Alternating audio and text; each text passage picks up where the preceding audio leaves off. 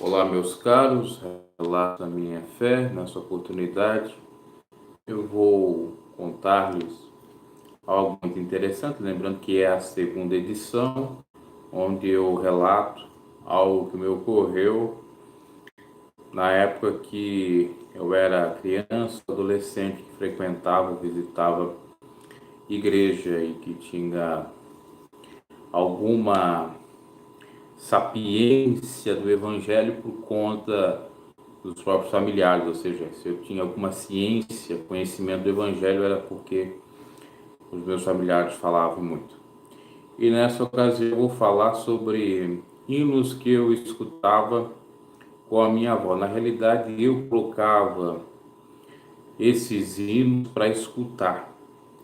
E esses hinos eram hinos cristãos, obviamente, alguns da Assembleia de Deus, outros da IPDA e dentre os cantores que na época, década de 90, estavam firme e forte na ativa e que tinham uns hinos inspirados diferentes do que ocorre odiernamente, que é uma coisa absurda. Naquela época ainda nós tínhamos o vinil, então eu colocava os vinis, os LPs para minha avó escutar. Minha avó se converteu no final da década de 80, até antes, só que foi se batizar somente em 1997. Mesmo assim, ela, sem se batizar, frequentava a igreja e escutava, gostava de escutar os hinos cristãos. Então eu colocava esses hinos para ela e ouvia, né? Ela gostava muito do Braulio Lima, aquele LP que tinha o Coxo Anda, acho que até o próprio LP, o título era o Coxo Anda, né? Coxo anda, o cego vê, que o nosso Deus é um Deus de poder, é um Deus de Elias. Esse é o mesmo Deus que opera em nossos dias. Enfim, todos aqueles hinos, né, que tinha também um hino, muito em breve vai sair uma notícia que um povo desapareceu. Era um povo muito humilde, que aqui muito sofreu. Aquele povo era o povo de Deus. Onde está aquele povo barulhento? Onde está que não se vê nem o irmão? Enfim, o outro hino que depois, mais tarde, a Débora Miranda acabou gravando no CD Lágrima Escondida em 2006, que é o hino Glória a Deus, no seu poder, glória a Deus, e te sentes aprisionado pelas correntes que te prendem, são todas desatadas quando louvamos a Deus. O Braulio Lima já cantava na década de 90, esse hino não é da Débora, para quem acha que é, não. E o outro cantor cristão. Então, esses, vamos dizer assim, clássicos, harpa cristã, eu colocava para ela ouvir, ela ouvia muito, gostava principalmente de cantores, de homens de Deus que cantavam. Ela não gostava muito do louvor das mulheres. Então era o Braulio Lima, era hinos da harpa cristã, era o Dito do Evangelho da IPDA, gostava muito também. Aquele CD, não sei se era um Milagre Mogi ou 40 Dias no Deserto. Aliás, não era CD, perdão, era LP que eu colocava. E ouvia também os hinos da IPDA, mas das mulheres ela não gostava, gostava mais dos homens, né? Ela gostava daquele dos Cancioneiros de Cristo, escutava também naquele CD que eles gravaram. Ô missionário, quantas almas te espera, e por aí em diante. E eu confesso que nessa época que eu era adolescente, era meio que criança, adolescente, eu sentia às vezes até a presença de Deus, vendo a minha avó nos hinos, e ela cantando junto, ela também se sentia firme e forte. Sempre quando tinha alguma desavença, alguma problemática na família, ela queria que colocasse esse LP de louvores, porque ela entendia que através dos louvores o inimigo era derrotado, tinha razão.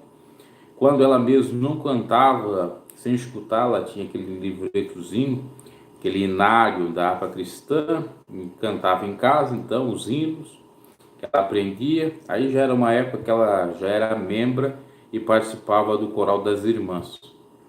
Então, é uma memória que eu tenho, um relato de fé interessante aqui para o quadro, com relação aos hinos. A gente foi educado a escutar hinos que edificavam realmente as pessoas, hinos espirituais, não é essa baderna de hoje, esse modernismo misturado com mundanismo, não é essa coisa cheia de ruído, cheia de invenções, que só serve para entreter a carne e nada de espiritual. Até mesmo na letra tem percebido que às vezes ele nem utiliza o nome de Deus ou Jesus, só começam a fazer suposições ou indiretas que é para o Senhor. Inclusive a própria IPDA mudou muito também nos próprios hinos, né? Viraram muito mais modernos do que outrora, que era pela gravadora Voz da Libertação, agora é MC Music. E isso trouxe realmente algo um pouco perverso para quem gosta das coisas de Deus. Porque tem hinos que Deus não ouve, tem hinos que Deus ouve. Tem hinos que realmente edificam, tem outros hinos que não edificam. Então a gente tem que prezar por hinos verdadeiros, hinos que prezam por exaltação de homem, que prezam por teologia da prosperidade, vitória, por isso, por aquilo, nada adianta. O importante é louvar a Deus como no passado. Se exaltava o nome do Senhor, que era o Deus da cura, se exaltava o poder do Espírito Santo, havia hinos exortativos para o povo colocar a sua vida no altar.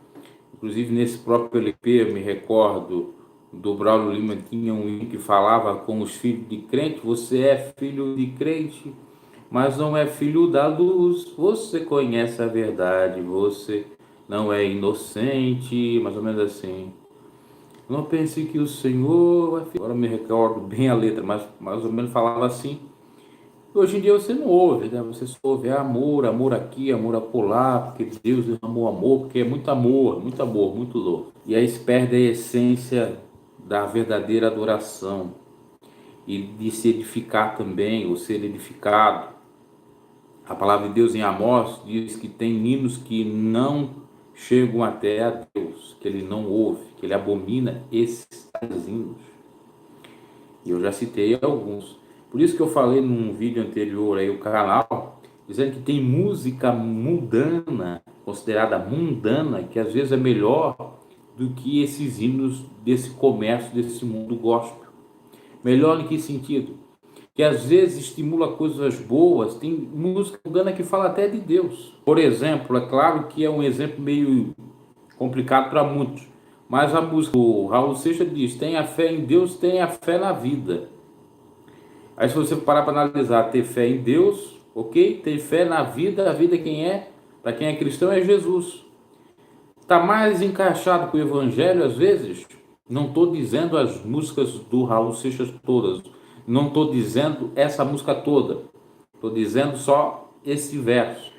Do que muitas músicas do mundo gospel que realmente não fala nem de nome de Deus. Só fica dizendo é porque ele, é porque eu adoro ele. E quando não coloco você, você é tudo para mim, você é tudo para mim. Aí dá uma música em duplo sentido. Parece que é para Deus, mas também pode parecer que é para o namorado, namorada, parece que é para o casal, coisa do gênero. Então é muito complicado.